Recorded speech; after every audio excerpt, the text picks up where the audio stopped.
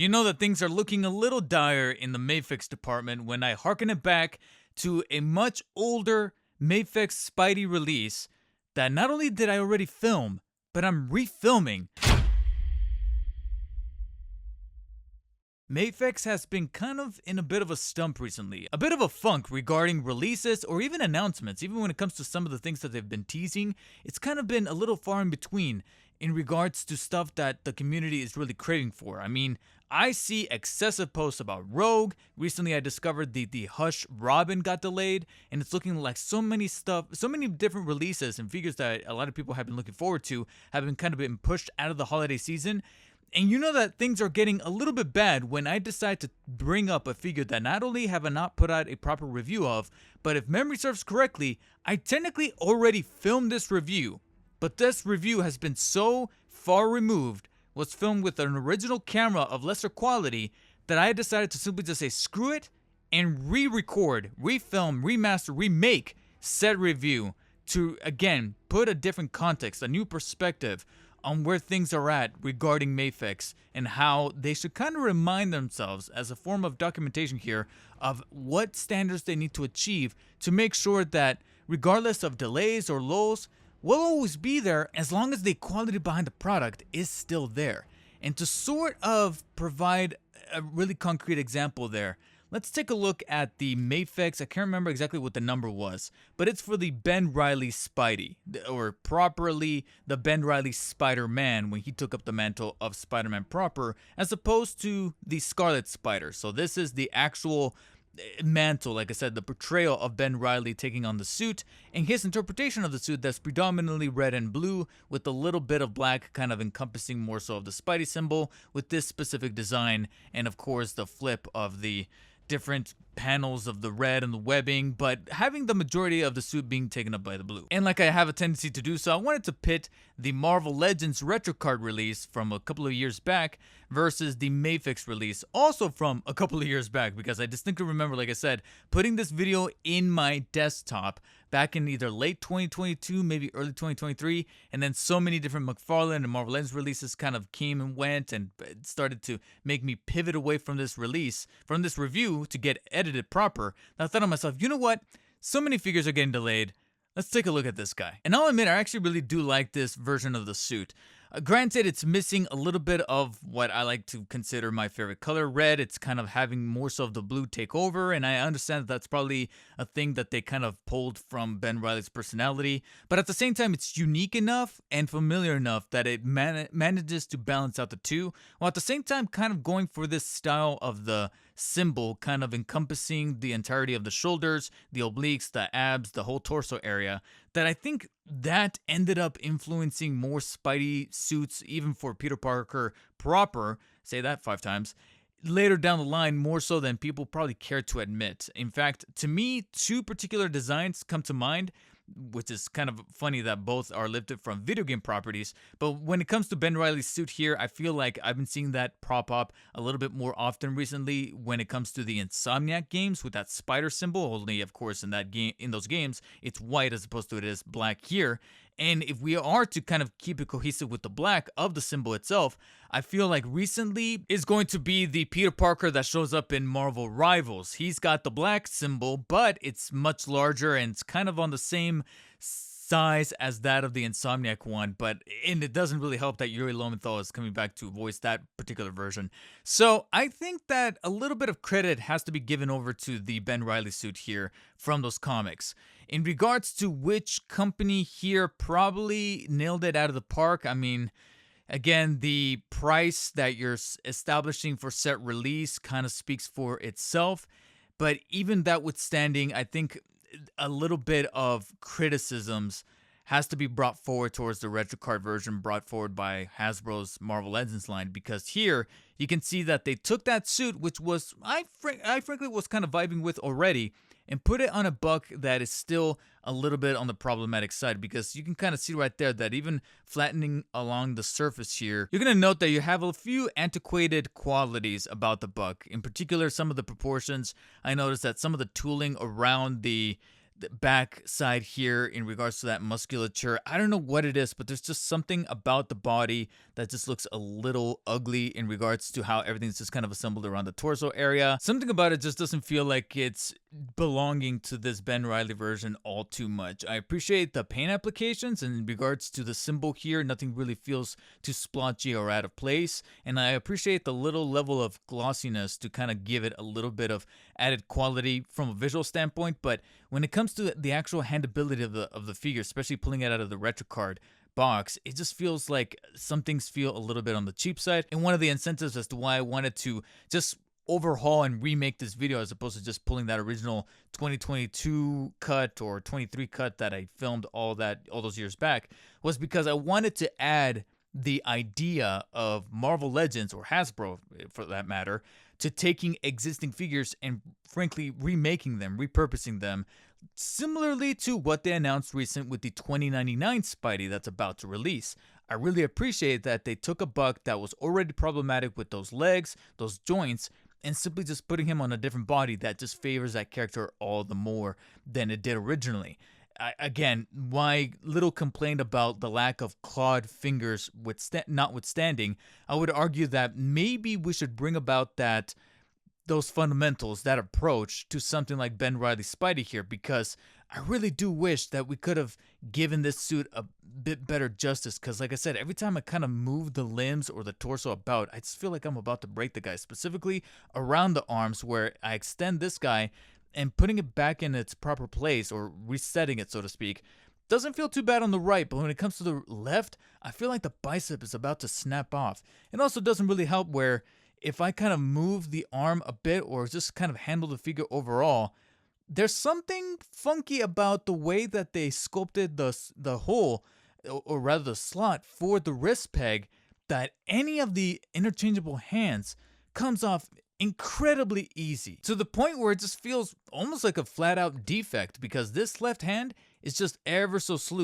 loose that you can see right there that a slight little tug easily comes off, and that should definitely not be the case, especially when you're already kind of taking a little bit of the cheap route of sculpting out and painting the wrist straps right here, which is probably the only thing that design-wise I'm not the biggest fan of in regards to Ben Reilly's visual representation. I don't like that he's got the web shooters on the outside as opposed to being kind of a bit more incognito with it, a little bit more nuanced the way that Peter Parker is in the original comics. But at the same time, if you're going to have them be decked out like this, at least add some little furnishes to them to make them stand out a little bit, to make them feel a little bit more premium. Maybe just a simple coat of chrome paint, similarly to what we got going on the Mafex that we're about to cover or slightly compare. So here, it already feels a little bit on the cheap side, and having a loose hand like that is not doing it any favors. But going back to this pre-existing buck, I at least appreciate the rocker for the mid-torso and the hinge just right underneath it for the waist. But when it comes to, like I said, the legs, they don't feel too bad, but again, we're harkening it back to a time period where they weren't really doing pinless joints. You can see them coming here towards the forefront. You at least have some really great swiveling for the leg all throughout, from shin swivels to thigh swivels. So you got a great deal of possibility, especially when you're dealing with that ugly kind of ankle cut or ankle joint that only allows you to kind of pivot inwards and outwards and not fully rotate. But again, my grievances mainly lie on just the choice of the buck, because it just makes the whole neck area feel a little lanky. It just feels like something that doesn't really favor Ben Reilly's physicality. And again, handling just a figure just in a very simple way just has that hand come off way too easily that it's just annoying. This is probably just, like I said, me throwing the name out into the hat of potential remakes that Hasbro could have from the retro card later down the line, the way that they're doing for 2099 Spidey. I would argue that maybe they would be in their best interest to give Ben Reilly Spidey here the same treatment, because I think it's called for. I think that giving that 2099 release a spotlight, just like I said, opened the doors for that kind of potential, especially when you're dealing with a figure that sure has the fisted hands that I put on there for posterity, but by default, he's got, of course, the web shooting hands, the open hands right here, and that really about does it. Pretty standard issue for those original retro card releases. I would just argue that maybe in some kind of redo, they could add some web strands or maybe some kind of different gestures for the extra hand accessories to at least fit a buck much more befitting of Ben Reilly. Then we have Mafex, which of course, almost by default, is going to be in a completely different ballpark. And again, I similar to how I wanted to really highlight that Marvel Legends just to form a bit of a call to action towards Hasbro in regards to those remakes and the potentiality of that series and that revisiting the retro card through that lens. I would say that this could also serve a similar sort of call to action towards Mafex, especially with the current placement of that community, or rather that company, and the community's reaction to Mafex in regards to those delays, the communication they've been having across different social media platforms or lack thereof, because there's times where I do feel like Mafex just kind of delays things internally, and it's up to retailers to properly update their pages to say, oh, the figure's now coming out on this month, or it's coming out next year, or something like that, and never really conveying that information to their fans, to the people that are collecting these figures in the first place. And if you're going to do that, then you got to make sure that you're coming swinging with those products. And I would argue that a good kind of idea of where we're at would have to be pretty much any of the comic-based figures that they managed to provide, especially in regards to Marvel, because there's a reason for why so many Marvel Mafex figures from brown suit or even yellow and blue suit Wolverine, classic Wolverine, to hell, some of those original Spidey Mafex figures, like the one that comes with the Peter Parker head, or the reissue that came out a little later, sans the chrome paint. And then we have, of course, Ben Reilly Spidey here, which I believe is 143. Now, to be fair, across the board, and play devil's advocate, I understand what some of you are probably going to be saying. David, you lambasted that Marvel Legends over there for taking a buck that has been used before and utilizing for Ben Reilly and not fitting. Well, I'm not saying that they didn't do a similar thing here with Mafex, but unlike the Marvel Legends, they at least picked a body that kind of fit, again, the Ben Reilly persona. And at the same time, it manages to not only favor the articulation, but also favor the canvas to be able to sculpt in the webbing, sculpt in this very enlarged spider symbol that you can argue is much more dynamic than that of the Marvel Legends. On the Marvel Legends, it just kind of looks like they're ovals with stretched out legs, whereas here you have some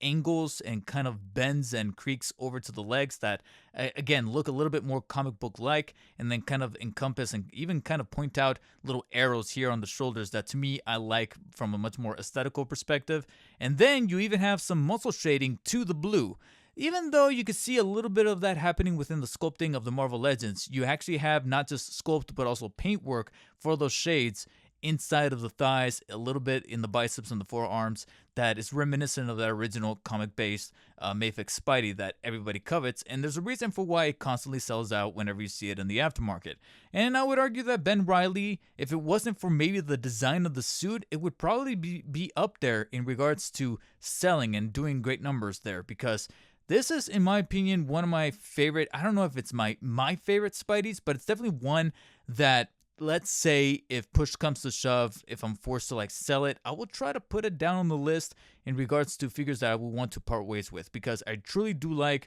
the handability and the tooling of this figure. At times there are some very apparent gappings happening right here with the shoulders whenever you kind of pull on a little bit of the butterfly joints, but because of the tooling being very similar to that of the Mafex Spidey, like I said, I didn't really want to cover it greatly in broad strokes, but at least you get some really great posability and functionality that Mafex is known for in terms of like those dynamic poses, making sure that the torso feels really good to crunch inwards and outwards to the sides, rotate it virtually all the way around right there, even with the sculpting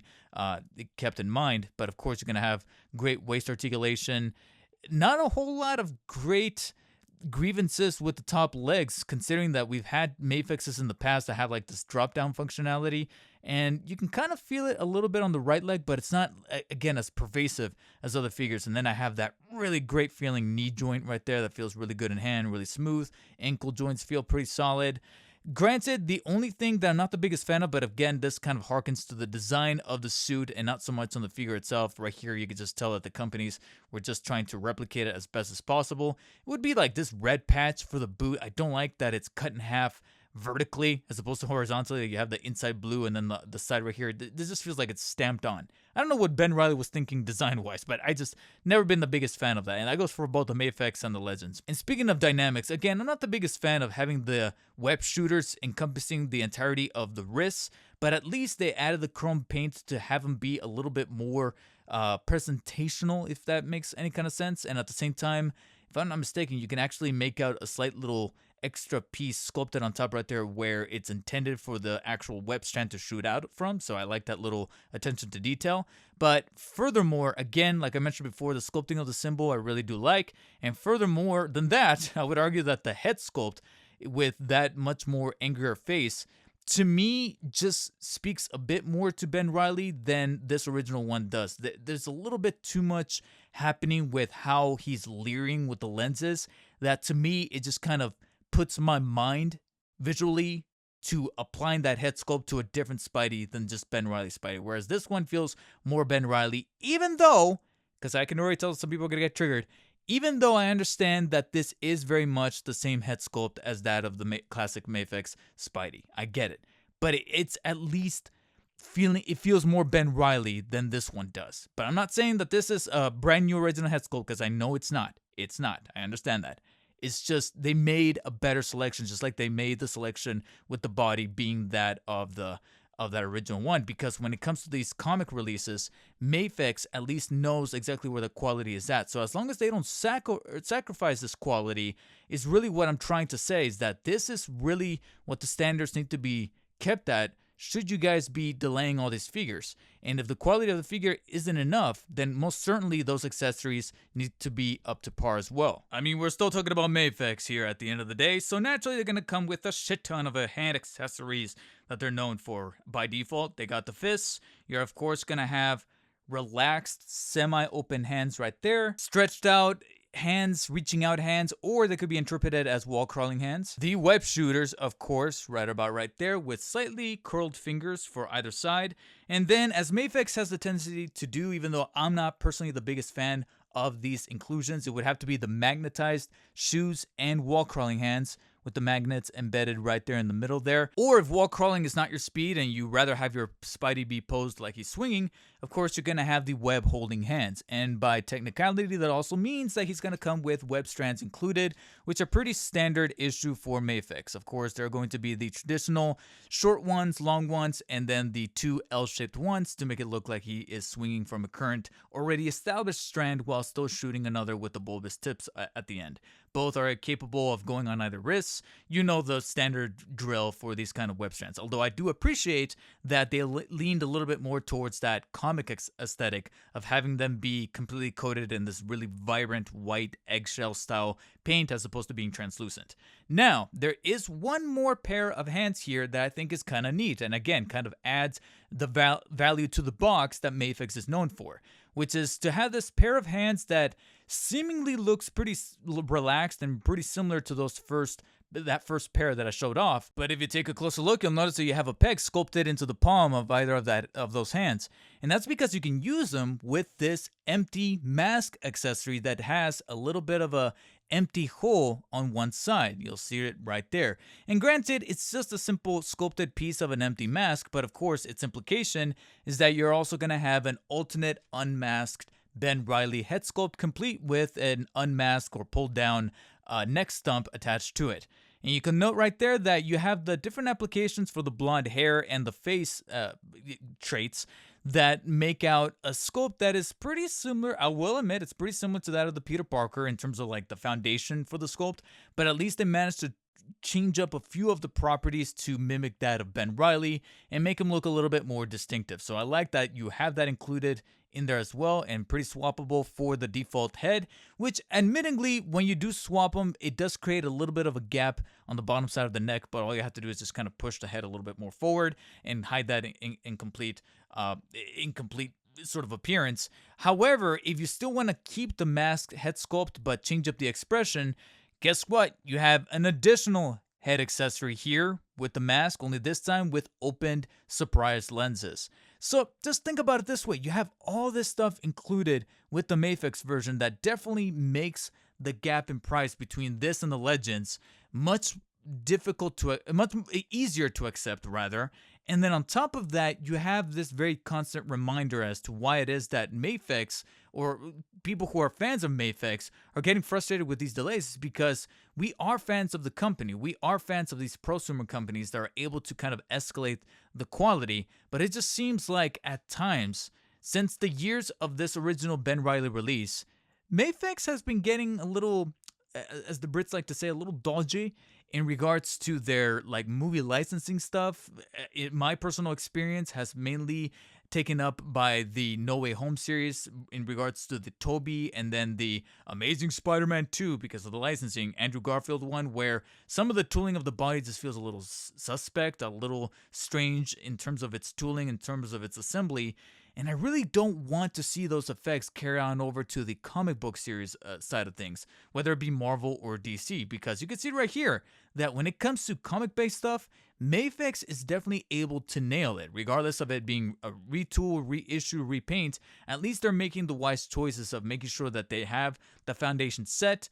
building value proposition with the inclusion of accessories that you can almost not even cover here on the screen, at least I can. And considering that Marvel Legends recently has been hiking up the prices with the inclusion of a Magic the Gathering card or some kind of maximum proposition with like the Maximum series, which is going a little bit quiet, all things considered. We'll see what's happening in December when Marvel Legends has their year-end stream or whatever the case may be. I simply just don't want them to lose sight of that going into 2026. Again, considering all these delays and where things are at quality-wise, that with the market changing, as they always like to say, market conditions, tariffs, and we have third-party competitors out there in the likes of LPZZ, InArt, and whatever they may be bringing to the table comic book-wise, Mafex and Figuarts are going to have to step up their game, especially if maybe trust is starting to waver a little bit with these delays, that at some point, collectors are going to want to move on to a better option down the line. And I'm hoping that showing off this Ben Reilly versus the Marvel Legends is able to spark that up in some collectors' eyes in some regard or in some fashion, like it did with me when I finally decided to pull this guy back out, considering that I myself was feeling that lull as to what Mafex is cooking, and frankly missing Mafex releases as of late, and thinking to myself, you know, it's time to reminisce as exactly why it is that I was giving Mafex their flowers, and Ben Reilly is a good example here. If you guys own this Ben Reilly figure, let me know down in the comment section how you guys feel about it a few years now removed. Does it hold up? How does it stack versus the Marvel Legends? Do you feel the same sentiment as I do regarding the Marvel Legends as to how